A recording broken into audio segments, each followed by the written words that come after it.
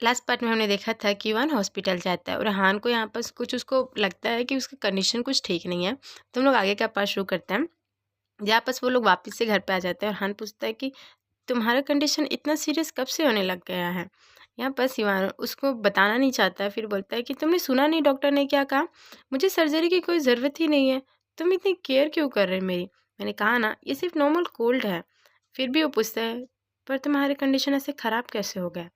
यहाँ पर ईवान कहता है क्योंकि मुझ पे कुछ परफॉर्म किया है मुझे वापस से ज़िंदा करने के लिए।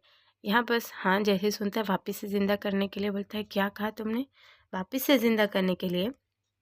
और फिर ईवान उसको समझाने लग जाता है कि पास्ट में कुछ ऐसा हुआ है जिसकी वजह से मुझे सर्जरी करानी पड़ गई, बट तुम टेंशन मत लो ये सब मीनिंगलेस है, अब मैं बिल्कुल ठीक हूँ। और वो फिर जैसे ही बोलता है फिर तुरंत ही हान क्या करने लग जाता है, वो सर्च करने लग जाता है बैंडू में, एक तरीके का आप बोल सकते हो गूगल सर्च टाइप सा। वो सर्च करने लग जाता है उसके सिकनेस के बारे में। यहाँ पर ईवान हंसते हुए कहता है हे तुम ये क्या कर रहे हो, तुम्हें पता है ना जो भी तुम सर्च करोगे इलनेस के बारे में इसमें सब मौत से होकर गुजरता है, तुम ऐसा चाहते भी हो क्या, तुम मुझ पे बिलीव क्यों नहीं कर रहे हो, तुम डॉक्टर पे तो एटलीस्ट बिलीव करो।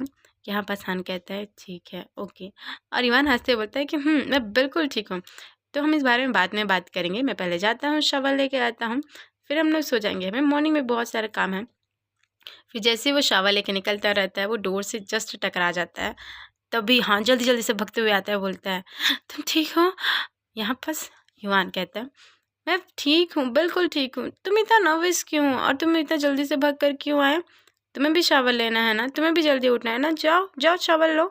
और वो फिर बेड में आ जाता है जहाँ पास वो देखता है कि शावर लेके आ गया, बोलते हैं कि तुम शावर लेके आ गए हो, आओ मैं तुम्हें हक करना चाहता हूँ। पर हमें यहाँ साफ दिखा जाता है कि हान कितना उसके लिए वरीड है, वो उसे फिर से खोना नहीं चाहता है जैसे 7 साल पहले हुआ था। हर वो उसके ऊपर चढ़ जाता है, बोलता है कि मुझे अभी देखना है तुम्हारे निशान, वो स्कार कहाँ है। यहाँ पर ईवान कहता है तुम ऐसा क्यों कर रहे हो, मुझे अभी भी कोल्ड है, तुम्हें इन्फेक्ट हो सकता है ना। यहाँ पर वो उसको देखने लग जाता है। ईवान कहता है कि तुम पागल हो गए हो क्या, तुम क्या देख रहे हो, चोट के निशान की सर्जरी में क्या हुआ है, ये निशान कब के चले गए हैं, वैसे भी सर्जरी इस तरीके से नहीं किया है, ना ही मुझ में पेच मेकर लगाया गया है मेरे हार्ट में, तुम समझ क्यों नहीं रहे हो, ये ऑपरेशन ज़रूर हुआ है पर ऐसा चेस्ट कट करके नहीं हुआ है मेरा, समझ रहे हो।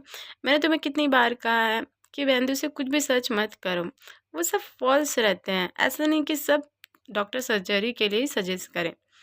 मेरी कंडीशन बिल्कुल ठीक है, तुम टेंशन मत लो। फिर उसे कौन समझाएगा क्योंकि वो उसे फिर से नहीं खोना चाहता है ना। फिर बोलता है कि ठीक है पर लास्ट टाइम मैंने नहीं देख पाया था, मुझे अभी देखना है फिर से। हाँ अभी देखना है इस वक्त, वो बोलता है कि हाँ मुझे अभी इसी वक्त देखना है। और फिर वो उसके बैंड को निकालने देता है और फिर उसको देखने लग जाता है। यहाँ बस ईवान बहुत ही एम्बेरस फील करता रहता है, शाय फील करता रहता है, बोलता है कि अब तुम्हारा हो गया है ना, तुम ऐसे कैसे कर सकते हो, प्लीज़ मुझे बहुत ही अजीब सा फीलिंग आ रहा है। और फिर बोलता है कि हाँ ठीक है मैंने देख लिया, और बोलता है कि हाँ ठीक है अब तुम सो जाओ। यहाँ बस हान सोने के बजाय उससे हग कर लेता है और हमें दिखाया जाता है कि वो अभी भी बहुत ही फ्रस्ट्रेटेड है इन सब चीज़ों को लेके। नेक्स्ट मॉर्निंग हो जाती है जहाँ पर से उसकी मदर उसके स्कूल आ जाती है, और जो उसकी मिस रहती है वो बोलती है कि सर मैंने बहुत रोकने की कोशिश की है इस लेडी को पर इन्होंने मुझे इग्नोर ही कर दिया, देखो वो आ भी गई हैं। यहाँ पर सिवान बहुत ही डर जाता है, बोलता है कि मॉम, और उसकी मॉम आ जाती है और बोलती है देखा तुम मुझे बता भी नहीं रहे थे कि तुम कितने बीमार हो, तुम्हारा फेस ही पता चल जा रहा है, चलो मेरे साथ अभी हॉस्पिटल चलो। यहाँ पर सिवान बोलता है कि पर मेरे काम, तुम क्या चाहते हो कि तुम्हारा काम होता रहे यहाँ पर, चलो मेरे साथ। यहाँ पर सिवान कहते हैं पर ग्रैंडफादर यदि आप पता चल गया कि आप वापस आ गई हैं तो। यहाँ पर हमें कुछ बताया जाता है कि जो भी पास में इंसिडेंट हुआ है यहाँ पर पता चल जाता है कि जो उसके फादर को कि इवान उसका रियल बेटा नहीं है, तो यहाँ पर बहुत ही चीज़ें कॉम्प्लिकेटेड हो जाती हैं। और जो उसकी मदर रहती है वो भी लोअर फैमिली को छोड़ देती है और वो लोग अब्रॉड चले जाते हैं। बस यही था एक रीज़न कि उसे वापस इस कंट्री में नहीं आना है, यही एक था कि कुछ भी हो जाए तुम इस कंट्री में वापस से मत आना क्योंकि बहुत सारा कॉम्प्लिकेशन हो सकता है।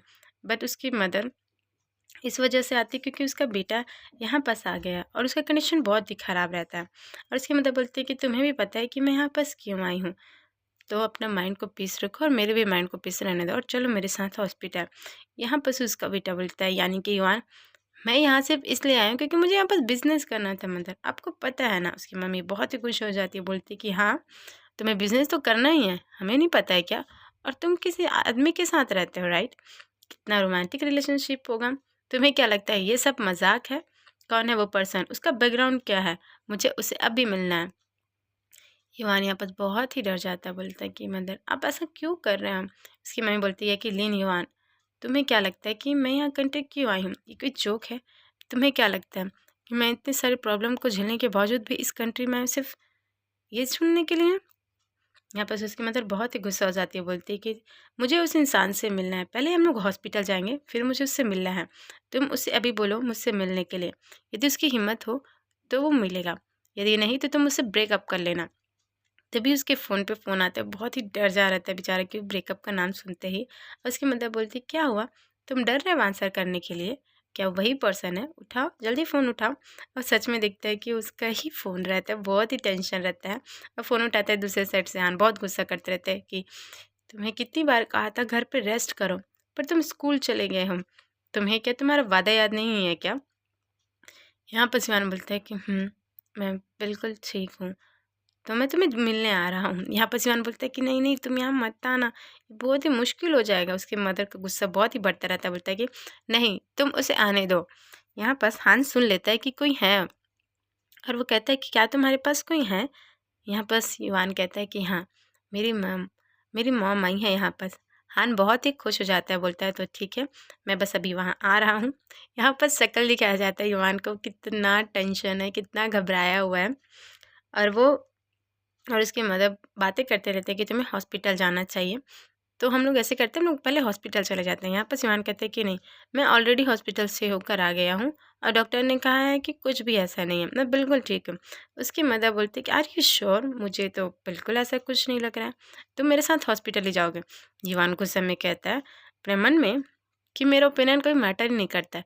यदि आपको लेके जाना ही हॉस्पिटल तो पहले ही बोल देते, पूछने की क्या ज़रूरत है। दूसरे साइड से हमें दिखाया जाता है कि हमारा जो हैंडसम हान है वो आता रहता है। दूसरे साइड युवान उसको देख के बहुत ही ब्लश करता है कि वो इतना हैंडसम लग रहा है, उसके जो फेस है बहुत ही ब्लश करता रहता है। दूसरे साइड उसकी माँ के होश उड़ जा रहते हैं, क्योंकि वो सोचता है क्या वो ये है जिसके लिए युवान। और तो आज का पाठ हमारा यही ख़त्म होता है। I hope you like this video. Thank you for watching.